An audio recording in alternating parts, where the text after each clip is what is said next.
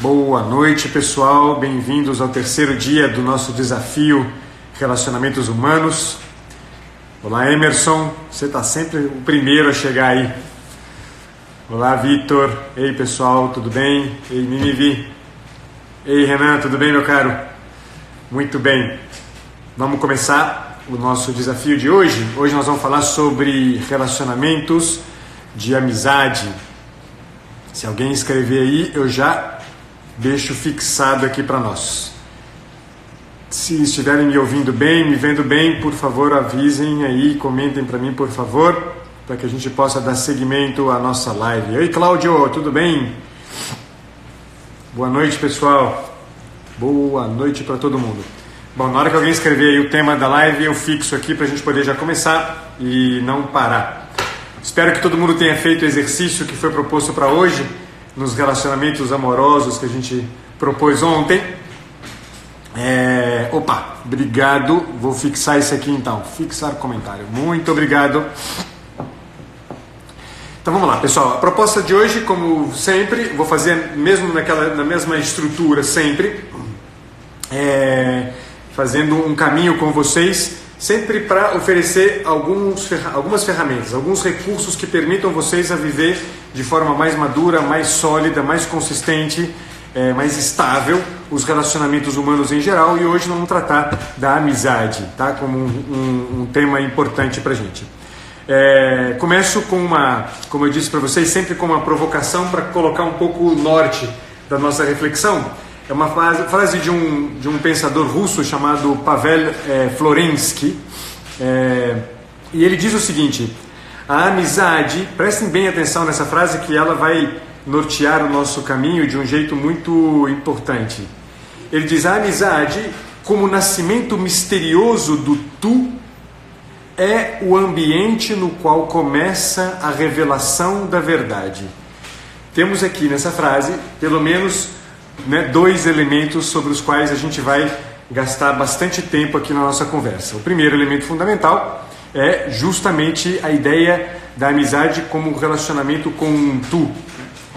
O segundo elemento, por óbvio, é exatamente entender que a amizade é o lugar onde começa a nascer em nós a revelação, começa a se revelar para nós a verdade. Então, dois temas que eu gostaria de abraçar com vocês aqui e acompanhar junto. Queria que vocês me acompanhassem num caminho aqui de compreensão, do que significa viver um relacionamento de amizade e vivê-lo de forma madura e estável. Qual é a condição que está em jogo aqui? A Viviane já até copiou para nós, a Vivi já até copiou para nós aqui a frase do Florensky. Bem,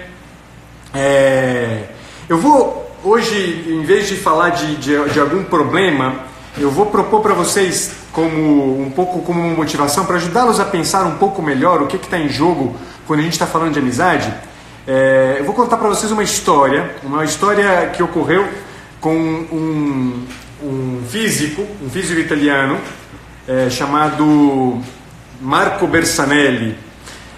Essa história ele contou uma vez no encontro, na verdade essa história é anterior a este encontro, mas no encontro ele contou essa história, no encontro que houve entre ele, um astrofísico espanhol, do qual eu não me lembro o nome mais, e um astrofísico brasileiro chamado Salles, um astrofísico inclusive que mora no Rio de Janeiro.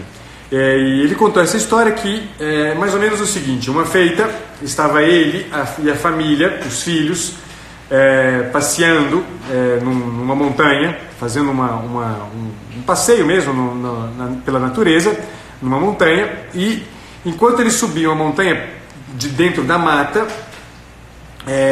eles, já próximo do cume da montanha, um dos filhos dele notou que na beira do caminho havia um pé de morangos silvestres, e ele imediatamente ficou empolgado e recolheu aqueles morangos. Eles subiram para o alto da montanha, chegaram lá, fizeram o que tinham que fazer, avistaram a paisagem, e depois na volta, o que aconteceu? Eles perceberam que os morangos silvestres estavam, na verdade, espalhados por todo o caminho por onde eles haviam passado. dizer, eles haviam atravessado um caminho enorme até chegar no alto da montanha, e só lá perto do alto é que um dos filhos do Marco Bersanelli se deu conta da presença de alguns morangos silvestres. E eles, na volta, então, fizeram essa descoberta, né? Todo o caminho, na verdade, estava, dizer, carregado de morangos silvestres. A experiência de amizade, ela tem exatamente esta característica. Então, dizer, quando eu digo, né, repetindo a frase do Florensky, que a amizade, como o nascimento misterioso do Stu, é o ambiente no qual começa a revelação da verdade, a gente está diante exatamente de uma experiência, uma frase que explica bem essa experiência aqui. Quer dizer, essa experiência que o Marco Bersanelli contou é a experiência que, na verdade, deve guiar a gente quando a gente pensa na amizade. E aí eu vou agora explicar para vocês e mostrar para vocês alguns elementos. Então vou fazer agora aquela passagem, aquela trajetória que eu venho fazendo com vocês aqui, sempre com uma premissa e 3 pontos fundamentais. Vou ver se eu consigo manter esse mesmo esquema durante todos os 7 dias do desafio. Então guardem bem essa imagem, essa descrição que eu fiz para vocês, porque ela me interessa muito que vocês tenham viva para entender bem o que é a amizade. A amizade, ela tem essa característica. Mas vamos usar a premissa. Uma premissa que é o ponto de partida para a gente começar a pensar no relacionamento de amizade.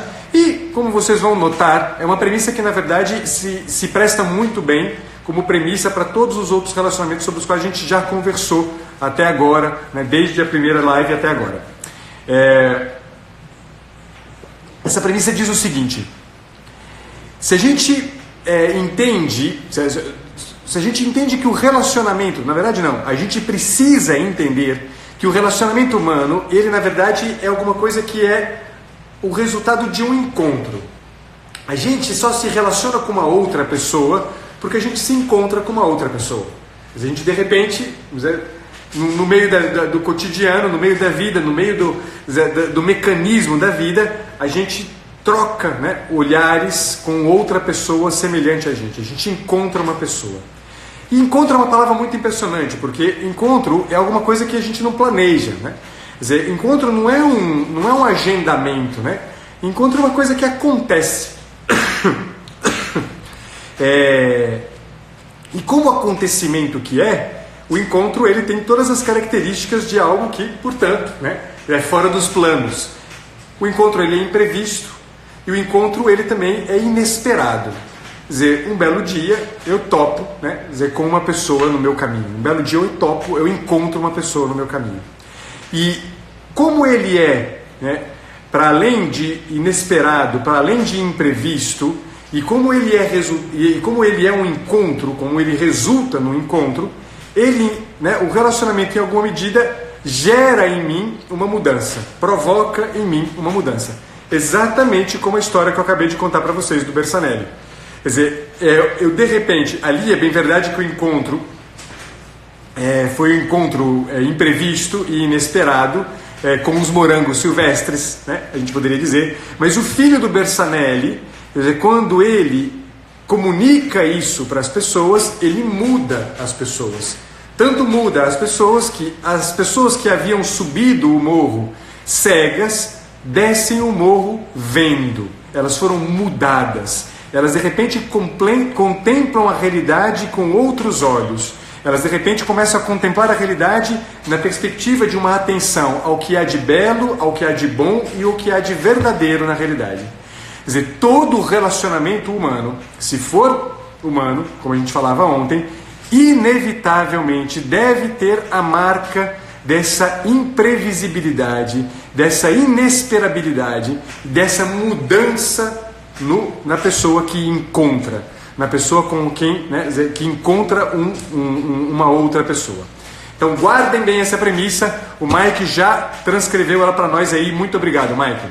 Bom, dito isso, surge para nós então o passo seguinte. Então, se isso aqui é fundamental, a gente precisa então agora entender o seguinte: quando eu me encontro com alguém, quando acontece de eu me encontrar com alguém, o que acontece entre mim e a pessoa com a qual eu me encontro? Acontece ali uma troca, acontece ali uma comunicação. Quer dizer, a gente troca palavras e a gente troca gestos uns com os outros. Essa troca de palavras, essa troca de gestos, é uma troca, na verdade, que a gente poderia resumir como uma troca de sinais. Quer dizer, eu comunico sinais para o amigo, para a pessoa, e a pessoa comunica sinais para mim. Estes sinais me obrigam o tempo inteiro na relação com essa pessoa que eu encontro, me obrigam a uma interpretação. Quer dizer, pessoal, eu estou descrevendo talvez de uma forma um pouco árida aquilo que acontece com qualquer um de vocês. Qualquer um de vocês, se presta atenção por dois segundos sobre si mesmo, nos encontros que vive na vida, há de reconhecer esta mesmíssima dinâmica aqui. Quer dizer, todo encontro gera uma troca, gera uma comunicação, e uma comunicação é nada mais, nada menos do que uma troca de sinais. Uma troca de sinais que precisa ser interpretada sob uma mesma chave de leitura. Quer dizer, se os sinais que fulano de tal comunica são interpretados por Beltrano de tal, quer dizer, usando um crivo distinto daquele empregado pelo fulano de tal para poder criar os sinais que ele criou, ou seja, se o fulano de tal fala em japonês e o Beltrano de tal fala dinamarquês, quer dizer, vocês vão convir comigo que algum elemento da troca não vai existir e, portanto, não vai haver a possibilidade de interpretação do sinal. Então, o primeiro ponto importante para a gente entender isso, quer dizer, quando há encontro, em alguma medida é preciso haver uma disponibilidade de comunicação. Uma disponibilidade de comunicação que tem as características de uma troca de sinais, mas uma troca de sinais carregada de um desejo de compreensão do outro, carregada de uma urgência de entender o que o outro está comunicando para mim. E esta urgência de compreensão é o que a gente vai justamente agora olhar com um pouco mais de atenção. Então, o nosso próximo passo vai ser sobre exatamente isso aqui. Por quê? Se entre mim e a pessoa que eu encontrei há uma comunicação e há a necessidade de interpretar o sinal que o outro me oferece, eu preciso entender qual é o recurso que eu vou empregar para justamente naquela relação interpretar adequadamente o sinal. Porque senão eu vou perder o que foi comunicado. E é sobre este recurso aqui que eu quero gastar agora um dos tempos mais importantes da nossa live, que talvez este seja o ponto nevrálgico da nossa conversa, mais importante, aquele ponto que, quando a gente toca nele, a coisa vai começar a fazer sentido, a coisa vai ter uma outra, uma perspectiva um pouco menos árida do que até agora eu usei com vocês. Vamos lá. Então, o que é que eu uso? A pergunta é essa: o que é que eu uso para interpretar? O que efetivamente, do que eu lanço mão para poder interpretar adequadamente aquilo que o outro comunica? O nome disso, esse recurso, é liberdade. Vejam, aqui eu disse que esse era o ponto nevrálgico da nossa conversa, porque efetivamente, quer dizer, se a amizade pode ser caracterizada por alguma coisa, ela deve ser caracterizada fundamentalmente como sendo o lugar de uma liberdade. O lugar de uma liberdade que vai ter as características que eu vou agora descrever para vocês. Até aqui todo mundo está comigo, todo mundo tem me acompanhado, está me acompanhando bem. Então vamos lá. Agora preste atenção no que é essa coisa de liberdade.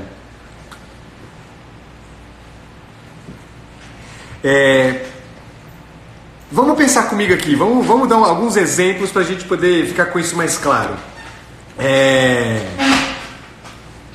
Sei lá, a pessoa vira para você e fala assim: puxa, eu gosto muito de estar com você, para mim é uma alegria enorme estar com você, quer dizer, eu me sinto à vontade estando com você.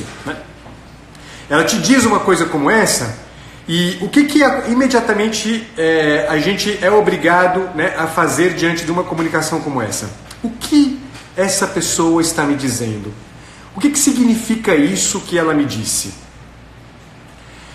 Quer dizer, se eu, diante dessa frase, me valho, por exemplo, de algum preconceito que eu carregue, o que pode acontecer? Diante de uma frase como essa, eu posso dizer, essa pessoa está com segundas intenções. Essa pessoa não quer, né, a minha amizade, está com segundas intenções. Veja que quando eu leio esta frase desta maneira, eu na verdade estou reduzindo a frase a uma chave de leitura, uma chave de compreensão determinada por um preconceito meu, determinada por alguma experiência prévia que eu tenho e que me faz fazer, né, me faz ler aquela frase, ouvir aquela frase dessa forma. Então veja, se eu não estou, em alguma medida, disponível a escutar livremente aquilo que o outro está dizendo, se eu não estou disponível a abrir mão, limpar a vista de todos os meus preconceitos, limpar a vista de todas as ideias que eu já carrego comigo acerca, né, dos acontecimentos que me advêm, ou seja, se eu não estou disponível a reconhecer o algo de imprevisto, o algo de inesperado que está ali e que pode aparecer naquele relacionamento, vocês vão convir comigo que não vai haver sequer comunicação. Porque tudo que eu vou ouvir, na verdade, é o que eu já estou preparado para ouvir. Quer dizer, tudo que eu vou ouvir vai ser nada mais, nada menos do que as minhas expectativas. Olha, a gente falando de novo de expectativas. Então, a amizade, ela deve ser o lugar onde, em alguma medida, quer dizer, graças à expectativa dessa imprevisão, desse inesperado, dessa coisa não controlada por mim, não agendada por mim, me faz estar o tempo inteiro de olho aberto, escancarado, esperando, né, a comunicação do sinal para entender adequadamente o que aquele sinal significa, para entender adequadamente o que aquela pessoa está me dizendo. Então, a liberdade é o primeiríssimo recurso, Laila. A liberdade é o recurso fundamental para que a gente possa interpretar adequadamente aquilo que o outro me comunica. Está disposto a abrir mão das minhas expectativas, abrir mão daquelas coisas encaixotadas, dos meus preconceitos enlatados, que no final das contas fazem com que... E olha o passo que eu vou dar. Por isso que eu disse que esse era o ponto mais importante da nossa conversa.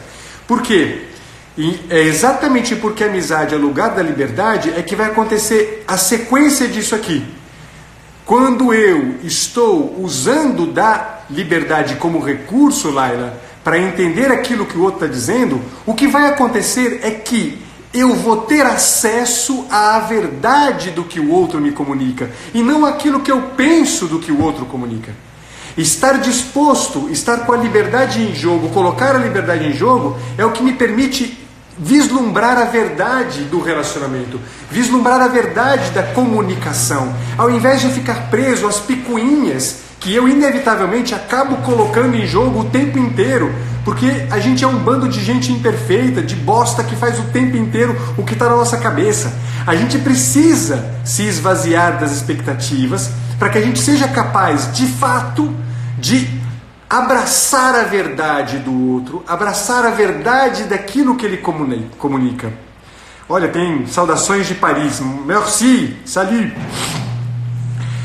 Ficou claro aqui então, pessoal? Então, a amizade é o lugar da verdade, desculpa, é o lugar da liberdade. E como é o lugar da liberdade, a amizade permite reconhecer, vislumbrar, tocar, chegar perto da verdade do outro. Vamos lembrar sempre da premissa, pessoal. Eu não planejo o encontro, eu não planejo o acontecimento. Acontece. E se acontece, eu tenho que me desarmar. Eu tenho que me desarmar. Não é uma agenda. Eu me desarmo. E me desarmo mesmo. Eu tenho que estar livre ali, pronto, disponível, de olho aberto, esperando a hora que o sinal aparece para interpretá-lo adequadamente e tocar, nem que seja de leve, a ponta da verdade que se manifesta ali naquele diálogo, naquela comunicação, naquele encontro, naquela relação. Então, esse ponto 2, né, da nossa conversa, depois da premissa do ponto 1, né, sobre a comunicação, sobre a troca, esse ponto 2 é para a gente guardar isso aqui, tá? Porque aqui, como em todas as outras lives que eu fiz até agora, Eu estou dizendo para vocês, portanto, qual é certamente o critério que vocês vão ter que empregar para avaliar. Este relacionamento que eu tenho e a que eu dou o nome de amizade é, de fato, um relacionamento que pode carregar este nome? Este relacionamento que eu tenho com a minha esposa, com o meu colega de trabalho, com a minha namorada, é um relacionamento ao qual eu posso colocar a alcunha de amizade? Quer dizer, se isso não está presente, ou seja, se não há liberdade, e se eu não dou um jeito de preservar a liberdade, custe o que custar, eu não vou tocar a verdade daquele relacionamento. E, portanto, o que vai acabar acontecendo? Eu vou pôr a perder o relacionamento, por alguma daquelas inúmeras razões que a gente já teve a oportunidade de discutir quando a gente falava de relacionamento abusivo, quando a gente falou lá atrás, 2 dias atrás, dos relacionamentos em família, quando a gente traz a queixa para frente da relação, quando no relacionamento amoroso a gente traz o uso também, a redução do outro a algum interesse, algum cálculo meu. Quer dizer, isso sempre vai acontecer. Então, vamos cuidar para que... E aqui, pessoal, anotem isso também. O que acontece se é lugar de liberdade e lugar, portanto, de acesso à verdade, está pressuposto, em alguma medida, que no relacionamento com a pessoa eu preciso estar disposto, como consciência, a essa verdade. Eu preciso estar disposto a essa verdade. Eu preciso entrar no relacionamento com essa disposição. Se eu não entro com essa disposição, eu não vou chegar a lugar nenhum, pessoal. Se eu não busco a verdade, sinto muito, não vou encontrar porcaria nenhuma. Se o que eu busco é mera e simplesmente alguém que vai me distrair à noite, sentado à mesa do bar, tomando cerveja e jogando conversa fora, é o que eu vou encontrar. Se isso aqui para mim é o que é amizade, é o que eu vou encontrar. Se, porém, o que eu estou buscando é uma verdade no relacionamento, o que eu vou encontrar, inevitavelmente, estando de olho aberto, esperando que isso aconteça, é nada mais, nada menos do que uma verdade. Eu preciso estar livre para encontrar isso aqui. Certamente, a Rê está dizendo, dependência emocional impede a liberdade do outro. Perfeito, porque tira, você prende o outro dentro das tuas expectativas, dentro do teu cálculo, dentro do que você espera que ele te dê e te conceda o tempo inteiro. Ok, pessoal? Esse então era o ponto 2 da nossa conversa. Vamos para o ponto 3 e o ponto final da nossa conversa aqui para vocês, para a gente fazer o fecho. Então, dei para vocês até agora uma premissa, um elemento fundamental de troca, a troca de sinais que está presente em todo o relacionamento, e agora eu defini aqui aquele que para mim é o critério fundamental para que vocês sejam capazes de avaliar como andam as relações de amizade de vocês. Quer dizer, como vocês andam vivendo as relações de amizade de vocês. Agora eu vou trazer um teste, e aí este aqui certamente vai ser o elemento chave da nossa conversa. Por quê? Se aqui estava o ponto nevrálgico, agora eu preciso que vocês sejam capazes de encontrar recursos no cotidiano para avaliar, quer dizer, para começar a olhar para os relacionamentos todos. Quer dizer, como é que eu vou saber se ali é um lugar de liberdade? Como é que eu vou saber se o que eu estou vivendo ali é um lugar de liberdade? E aí eu vou dizer para vocês 3 coisas fundamentais agora neste ponto final da nossa conversa. E eu vou beber água para poder dar conta disso até o finalzinho. Os 3 pontos começam com o seguinte. Para que a gente possa verificar se há entre nós, entre mim e uma pessoa que eu encontrei, que aconteceu na minha vida, se há entre nós uma amizade, eu preciso verificar em primeiro lugar se há em mim a disponibilidade para compartilhar a vida com essa pessoa. Compartilhar a vida com essa pessoa. Se há em mim uma disponibilidade de atenção pelo outro, quer dizer, de acompanhar com o olhar o outro, de sintonia para com o outro. Eu me dou o direito de contar uma experiência. Na universidade, quando eu estava fazendo a minha graduação, eu conheci uma pessoa que deixou uma marca muito importante na minha vida, uma pessoa cujo nome é Miguel. E logo que eu conheci o Miguel, uma das primeiríssimas coisas que me chamou a atenção no Miguel era o fato que, em sala de aula, ele era professor, em sala de aula ele usava de uma forma diferente de falar de coisas que, em geral, né, as pessoas na universidade falavam de um jeito muito raso, né? Me chamava muita atenção a forma como o Miguel falava da pessoa, né? Quer dizer, ele tinha havia ali uma delicadeza, quer dizer, de compreensão do humano que era para mim muito desejável, né? Era nova naquele ambiente e era alguma coisa que eu queria aprender a ter, né? Eu me lembro claramente, né, que uma das experiências que acontecia entre mim e alguns colegas e amigos, né, inclusive a minha esposa, era que a gente ficava olhando, né, a forma como o Miguel se relacionava com as pessoas, né? Quer dizer, era engraçado ver o Miguel, por exemplo, na cantina, sentado com os alunos conversando, né? Quer dizer, chamava a atenção, né? Quer dizer, havia, né, o olhar estava sempre voltado para aquele cara, para saber como é que ele se movia na vida, né?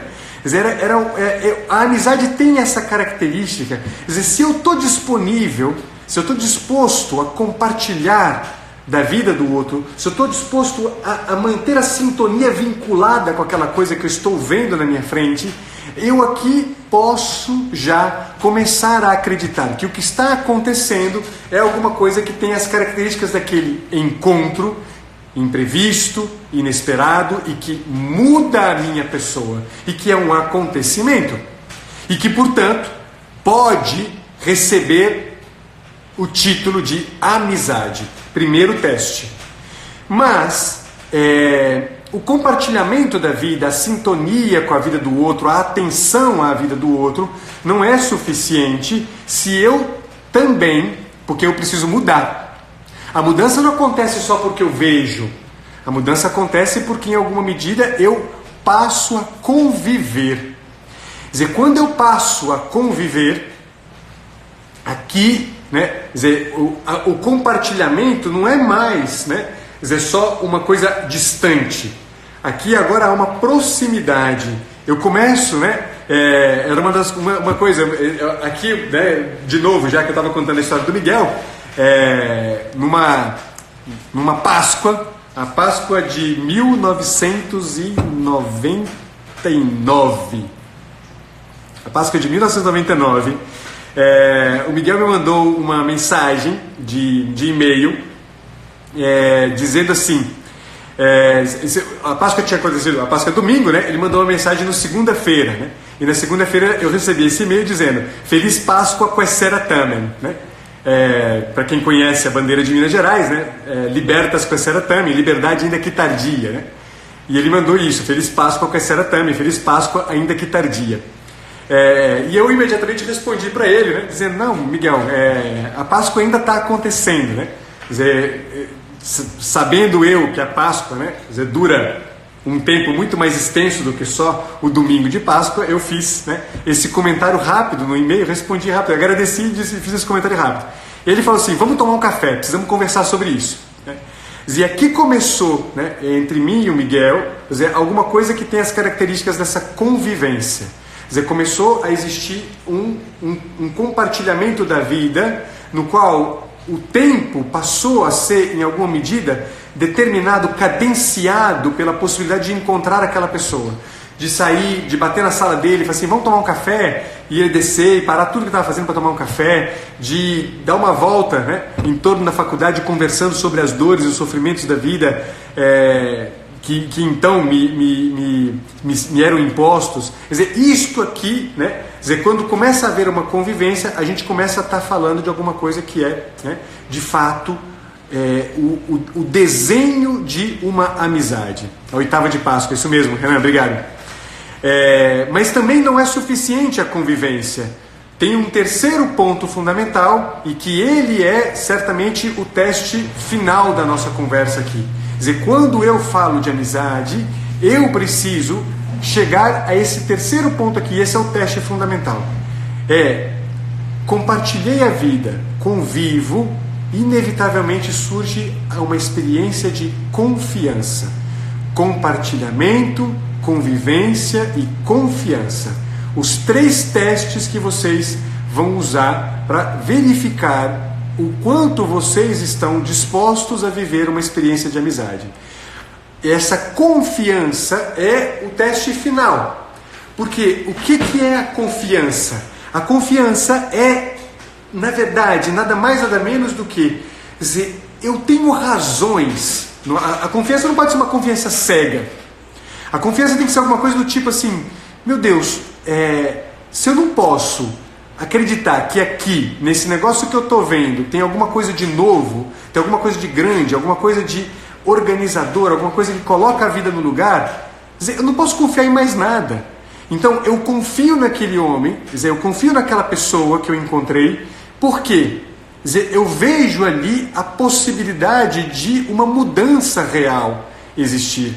A possibilidade de uma mudança real existir que faz com que eu me confie ao outro também. Faz com que, em alguma medida, o juízo que o outro passa a ter sobre mim, exatamente porque é um juízo construído sobre a verdade, lembra? A amizade é o lugar da liberdade e, portanto, é um lugar onde a verdade pode vir à tona. Misteriosamente pode se revelar a verdade. Se não há o espaço para que a verdade se revele, não vai haver confiança. E se não houver confiança, não estamos diante de uma amizade. Estamos diante de qualquer outra coisa, pessoal. Estamos diante de uma das coisas que eu acho mais horríveis que se diga entre nós. Cumplicidade. Pessoal, cumplicidade não tem nada a ver com amizade. Cumplicidade é coisa de criminoso. É um cara que comete um crime e o outro é cúmplice do crime. Amizade não tem cumplicidade, pessoal. Não pode ter cumplicidade. A amizade tem que ter, na verdade, a verdade, liberdade e verdade, para que haja entre duas pessoas uma confiança. Uma confiança baseada no fato de que ambos olham na mesma direção. Qual é a direção? A verdade. Ambos estão desejosos e ansiosos da mesma coisa. Do que? Da verdade. A amizade é um troço assim, povo. Se vocês não têm um troço assim na vida, está na hora de começar a ter. E a grande questão que se coloca é, como é que faz para ter uma coisa como essa? Premissa da nossa conversa. Retomo rapidamente aqui todo o jogo da nossa conversa para depois fazer vocês a proposta. Começamos com uma premissa, diz para vocês nessa premissa, os relacionamentos sempre nascem de encontros. Encontros são acontecimentos, ou seja, são imprevistos, são imprevistos e inesperados, e encontros mudam a gente. Ponto número 1 da nossa conversa. Essa é a premissa, ponto número 1 da nossa conversa. Em havendo um encontro, a troca de sinais, a comunicação. Uma comunicação que precisa ser interpretada. Ponto 2 da nossa conversa, essa comunicação ela é interpretada usando fundamentalmente o recurso da liberdade. A liberdade que deve ser empregada para que a gente interprete adequadamente o sinal. Para que a gente, portanto, chegue à verdade. Sem liberdade eu não consigo encontrar a verdade daquilo que é comunicado. Eu não consigo encontrar a verdade do outro. Eu não consigo me colocar na verdade na relação com o outro. E se há essa liberdade e há essa verdade, vai haver uma tripla disponibilidade. A disponibilidade por compartilhar a vida, a disponibilidade para conviver e a disponibilidade para confiar. Essas 3 coisas são fundamentais. Exercício de hoje para amanhã, e vocês vão ter que fazer esse exercício de hoje para amanhã. E aqui vai ser um belo desafio para vocês. É o seguinte, no mais das vezes, as queixas que a gente tem de não ter amizade, elas passam por uma de duas ou duas, ou as duas possibilidades. Ou por preguiça nossa, ou por um perfeccionismo. O que quer dizer isso? Muitas vezes a gente tem preguiça de ir ao encontro do outro. A gente tem preguiça de ter que parar tudo, Dizer, para aceitar o encontro, aceitar aquela imprevisibilidade, dizer, aceitar que bateu à nossa porta uma novidade, né? Muita gente tem essa preguiça, né? Muitas vezes a gente quer que tudo esteja redondinho, onde entra o perfeccionismo, né? Não, eu preciso que a casa esteja ajeitada, eu preciso que o meu cabelo esteja cortado, eu preciso estar maquiada. Dizer, não, pessoal, escuta, abandona, né? Tira de lado o perfeccionismo e essa preguiça para colocar no centro da conversa algo que é mais importante. E aí é onde entra o exercício que eu quero propor para vocês. Amanhã, de agora até as 21 horas de amanhã, eu quero que vocês, em alguma medida, disponham do tempo de vocês e, sobretudo, vou começar falando disso, disponham do tempo de vocês para um encontro.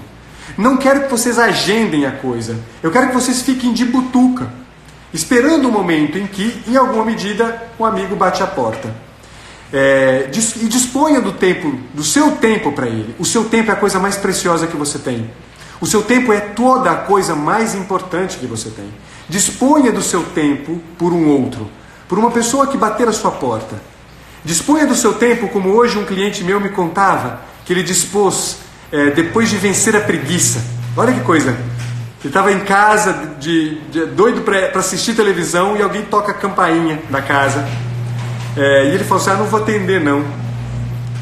E aí tocou a campainha de novo, eu falei assim, vou atender, vai, deixa eu ir lá atender, né? E aí era uma senhora oferecendo para ele limão.